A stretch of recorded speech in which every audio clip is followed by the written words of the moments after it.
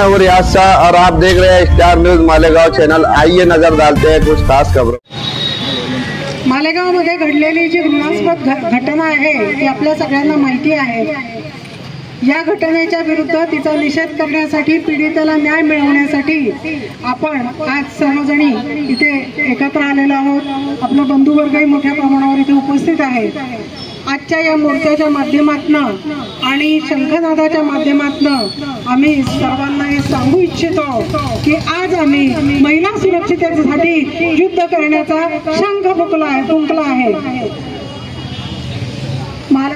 माननीय मुख्यमंत्री महाराष्ट्र राज्य यांना आपल्या जिल्हाधिकाऱ्यांच्या माध्यमातून आपण एक निवेदन देणार आहोत।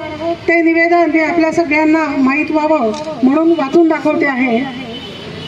प्रति मुख्यमंत्री साहेब महाराष्ट्र राज्य, निवेदक नारी शक्ती, न्यायाच्या प्रतीक्षेत असलेल्या मालेगाव शहरातील सर्व माता भगिनी।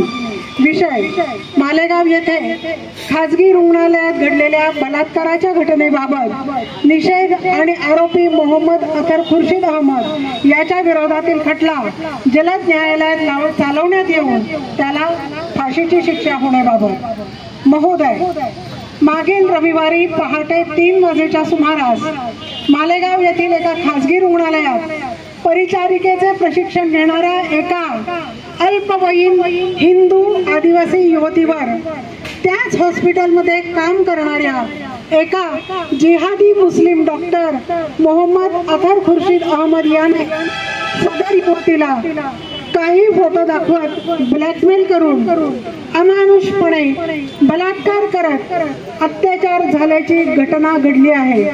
सदर घटनेबाबत छावणी पोलीस स्टेशन येथे गुन्हा दाखल केला असून सदर आरोपीस अटक करण्यात आली आहे। सदर घटनेबाबत मालेगाव शहरातील सर्व माता भगिनी महिलांचा तीव्र भावना असून आम्ही कटू शब्दात सदर मोर्चाद्वारे संताप व्यक्त करीत आहोत। सदर घटनेचा निषेध करताना आमच्या मागण्या पुढील प्रमाणे: 1. आरोपी मोहम्मद अतर खुर्शीद अहमद याच्या पोलीस कोठडीत गुन्ह्याचा सखोल तपास करण्यासाठी अजून वाढ करण्यात यावी। तसेच सदर आरोपीस कोणत्याही स्तरावर जामीन देण्यात येऊ नये। सदर गुन्ह्याबाबत कायमस्वरूपी विशेष सरकारी वकिलांची नेमणूक करण्यात यावी।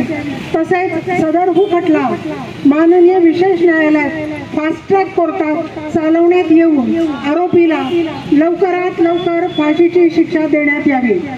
अशा प्रकारच्या भविष्यातील घटना टाळण्यासाठी मालेगाव येथील सर्व शासकीय व खाजगी रुग्णालयात SOP म्हणजे सिस्टमॅटिक ऑपरेटिंग प्लॅन सक्तीने लागू करण्यात यावा।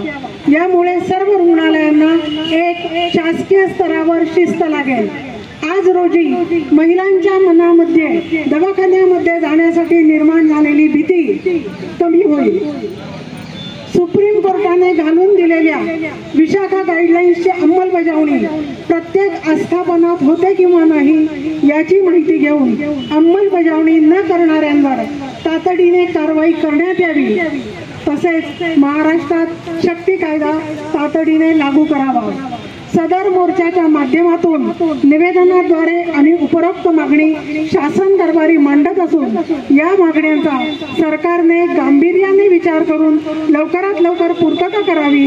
अन्यथा सदर घटनेबाबत महाराष्ट्रभर प्रबोधन करून आगामी काही दिवसात मंत्रालयावर मोर्चा काढण्यात येईल याची कृपया नोंद घ्यावी। इस वीडियो को लाइक करें, हमारे चैनल को सब्सक्राइब कर बेल आइकन जरूर प्रेस करें।